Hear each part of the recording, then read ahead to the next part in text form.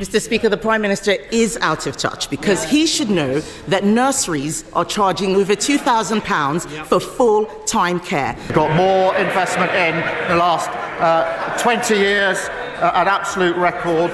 Wages are up higher than prices. Did you catch the moment Starmer was left stammering after being called out for his £24,000 childcare cost claim?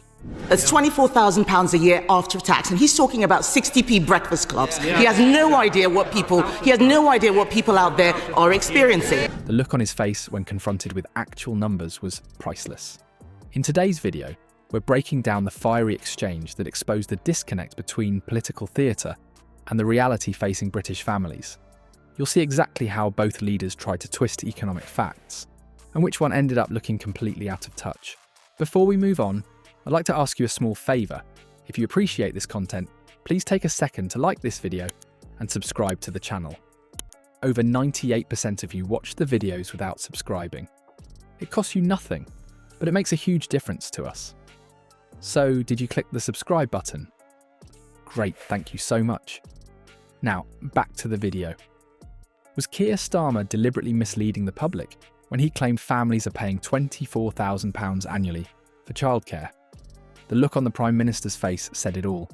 Genuine bewilderment. Mr. Speaker, the Prime Minister is out of touch because he should know that nurseries are charging over £2,000 for full-time care. At a figure so wildly out of touch with reality that it bordered on fantasy. Yet Starmer delivered this claim with the confident certainty of a man stating an obvious truth. Let's examine what actually happened in that heated exchange. Starmer stood in Parliament, voice rising with practiced indignation, claiming nurseries are charging over £2,000 for full-time care, which, according to his calculations, amounts to £24,000 a year after tax for families. The theatrical nature of his delivery, complete with timed pauses for effect and perfectly rehearsed outrage, played brilliantly for the cameras.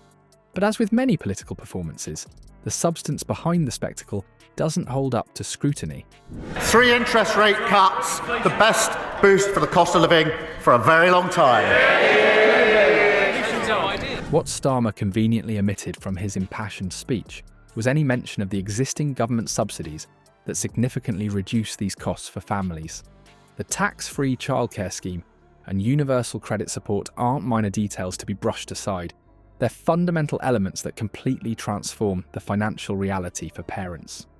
This selective presentation of facts reveals more about Starmer's political strategy than it does about the actual state of childcare in Britain.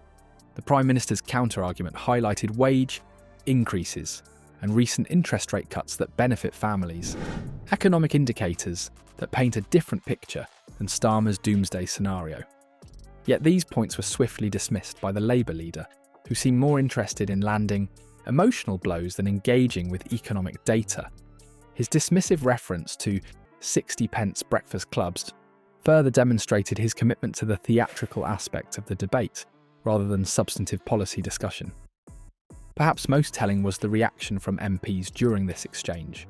When Starmer was accused of being out of touch with economic realities. His tax rises are hurting every sector of the economy. Things are getting worse for nurseries. The uncomfortable shifting in seats among his own supporters spoke volumes. They know, as most voters do, that cherry-picking maximum London childcare rates and presenting them as the national norm doesn't reflect the lived experience of most British families. Starmer's approach follows a troubling pattern in contemporary politics. Emphasise emotional appeals about struggling families while offering remarkably few specific policy alternatives. Nurseries are writing to stressed parents right now, telling them that fees will go up because of his jobs tax.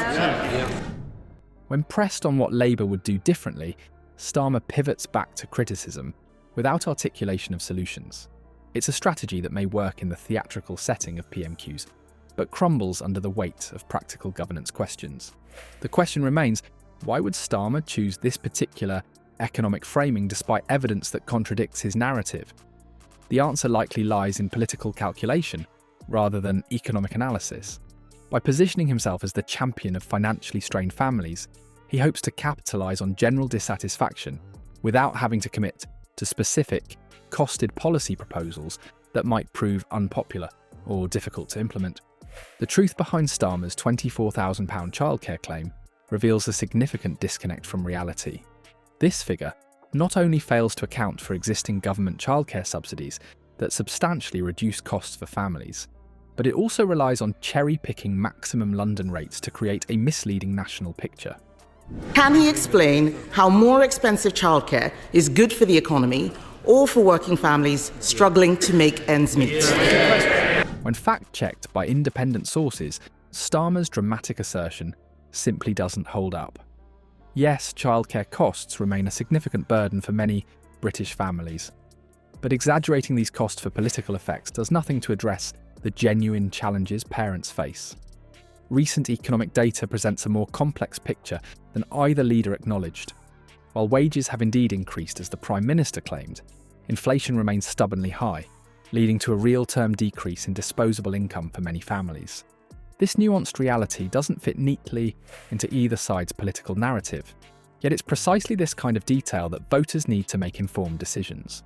This exchange exemplifies the troubling disconnect between Westminster debates and the financial realities experienced by ordinary citizens. We've got more investment in the last 20 years, an absolute record. Wages are up higher than prices.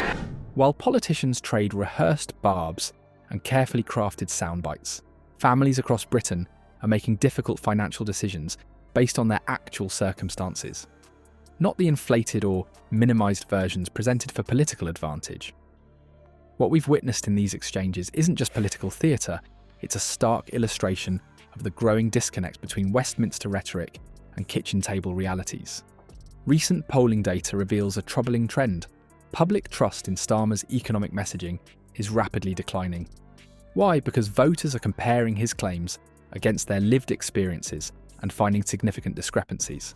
And it is not just the families.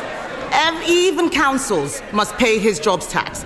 While politicians trade verbal jabs in the Commons, families across Britain continue struggling with genuine financial pressures.